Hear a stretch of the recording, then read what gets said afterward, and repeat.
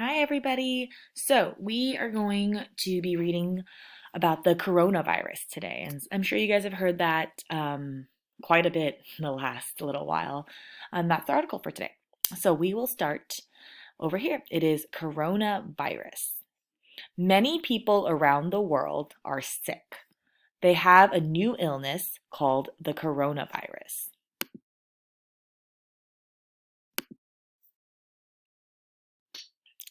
The coronavirus spreads from person to person. Anyone can get the coronavirus. The coronavirus gives people fevers and coughs. Sorry, let me make sure you guys can see where I'm reading. I think my webcam might be blocking it a little bit. There we go. So once again, the coronavirus gives people fevers and coughs. The coronavirus spreads quickly.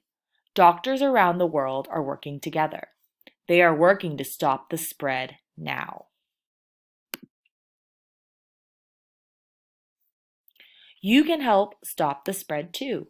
Wash your hands often. Call a doctor when you feel sick.